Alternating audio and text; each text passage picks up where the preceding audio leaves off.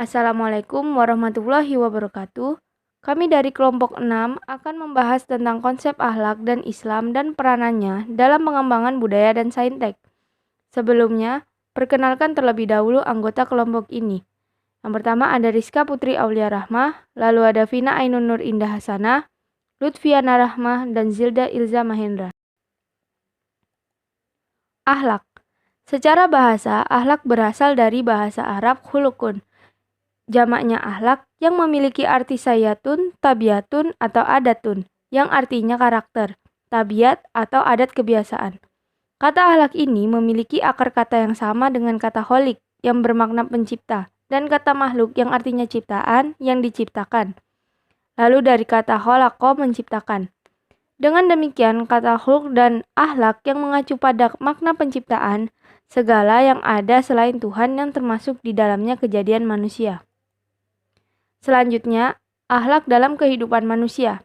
Yang pertama yaitu akhlak kepada Allah Subhanahu wa taala, seperti mensyukuri nikmat Allah yang tertera dalam Quran surah Al-Baqarah ayat 52. Lalu yang kedua, akhlak kepada diri sendiri, seperti muhasabah, seperti yang tertera pada Quran surah Al-Hasyr ayat 18. Lalu yang ketiga, akhlak kepada orang tua, seperti taat dan patuh pada orang tua, seperti yang tertera pada Quran surah Luqman ayat 15. Lalu yang keempat, akhlak kepada masyarakat, contohnya amar ma'ruf nahi mungkar. Dan yang kelima, akhlak kepada lingkungan, yaitu mengelola dan memelihara lingkungan hidup. Selanjutnya ada tasawuf. Berasal dari kata suf yang artinya bulu domba, bahwa penganut tasawuf hidupnya sederhana dan memakai pakaian dari wol kasar. Selain itu juga berasal dari kata syaf, yang berarti barisan sebagaimana saat sholat berjamaah pada para jamaah yang selalu pada barisan depan, yang akan mendapatkan kemuliaan dan pahala dari Allah Subhanahu wa taala. Tasawuf juga berasal dari kata safa, yang berarti jernih, bersih atau suci, bahwa mereka menyucikan dirinya di hadapan Allah Subhanahu wa taala dengan menjauhi segala larangannya. Selanjutnya ada akhlak tasawuf, perilaku seorang dalam rangka membersihkan diri dari suatu yang buruk terhadap Tuhannya dengan kesadaran yang murni dari jiwanya.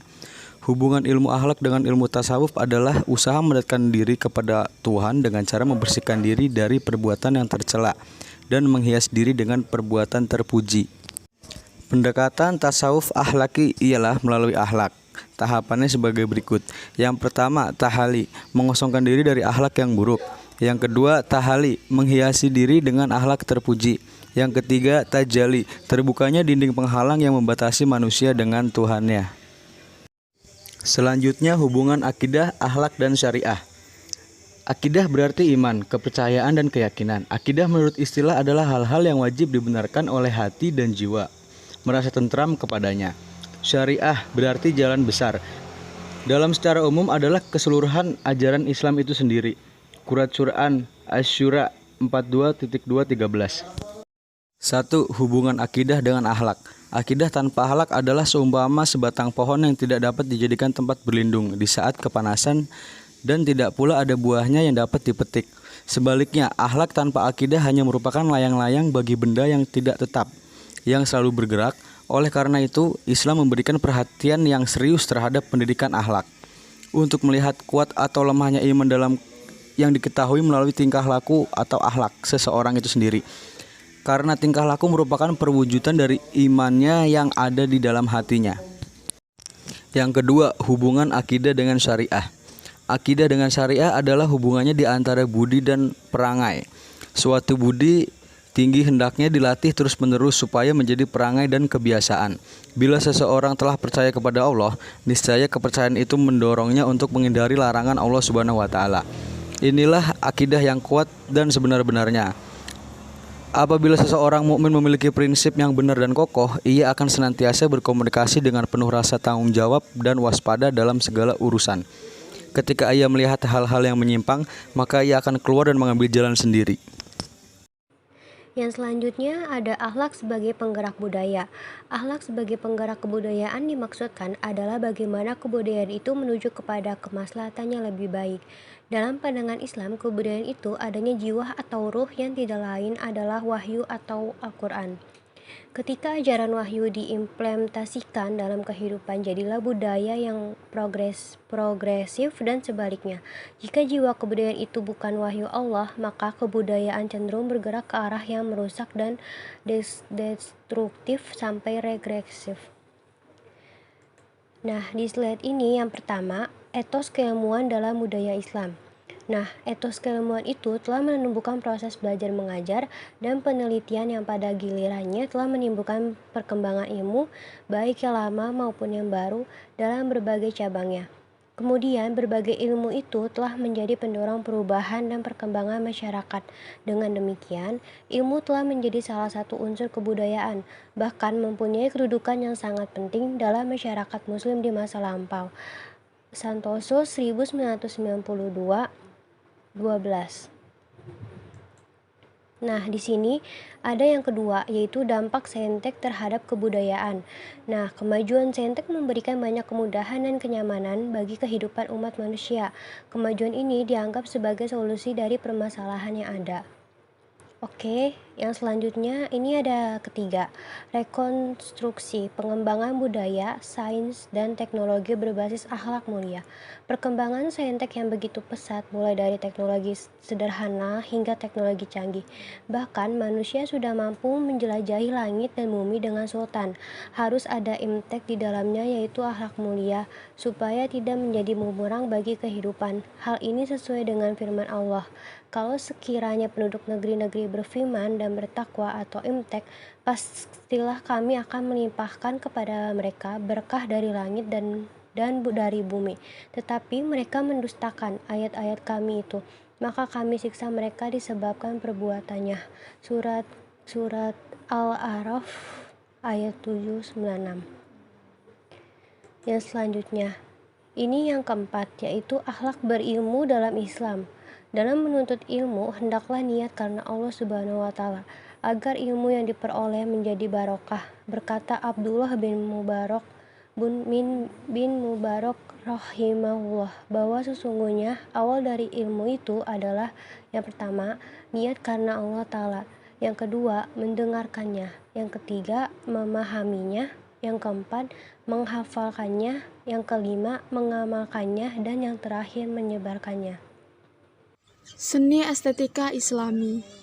Estetika seni Islam yang membahas tentang penghargaan bentuk seni seperti seni kaligrafi, seni ragam hias tumbuhan, dan geometrik menempati tempat istimewa.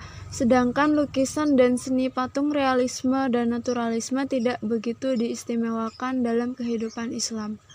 Seni kaligrafi dan lukisan geometri sepenuhnya merupakan hasil abstraksi dan imajinasi manusia. Kecintaan umat Islam terhadap Al-Quran mendorong pesatnya perkembangan seni kaligrafi dan menjadikan seni kaligrafi sebagai simbol utama seni Islam dan perwujudan paling istimewa dari estetika Islam. Demikian juga dalam seni dekorasi. Tugas dan tanggung jawab Islam dalam pengembangan iptek. Islam menganjurkan, bahkan mewajibkan kepada setiap individu manusia untuk selalu hati-hati dalam setiap perbuatannya, karena hal tersebut akan dimintai pertanggungjawabannya untuk masa sekarang dan masa mendatang. Setelah mengetahui tentang urgensi tanggung jawab bagi kehidupan manusia dalam perspektif religius, maka sebagai intelektual muslim, kita harus peka dan paham sejauh mana tanggung jawab yang kita pikul berkaitan dengan berbagai problematika keilmuan Islam dewasa ini. Kontribusi ilmuwan muslim dalam pengembangan iptek. Kecemerlangan atau zaman keemasan peradaban Islam dalam ilmu pengetahuan dalam rentang 5 abad yang telah banyak melahirkan cendekiawan muslim serta karya-karya berupa tulisan maupun terjemahan dari bahasa asing dalam bidang keilmuan yang bukanlah fiktif. Sebelum era Islamic Golden Age, perkembangan ilmu pengetahuan bermula secara terpisah dari Yunani, India, dan Persia. Selanjutnya tokoh-tokoh pada keemasan peradaban Islam. Yang pertama Abu Ali Al-Husain bin Abdullah bin Al-Hasan bin Ali bin Sina. Yang kedua Abu Yusuf Yakub bin Ishaq Al-Sabah Al-Kiddin. Yang ketiga Abu Al-Fat Umar bin Ibrahim Al-Khayyam. Yang keempat Abu Abdullah Muhammad bin Musa Al-Wazirmi. Yang kelima Nasir Al-bin Tusi. Yang keenam Abu Al-Wahib Muhammad bin Rus. Sekian presentasi dari kelompok kami. Apabila ada kesalahan mohon dimaafkan. Wassalamualaikum warahmatullahi wabarakatuh.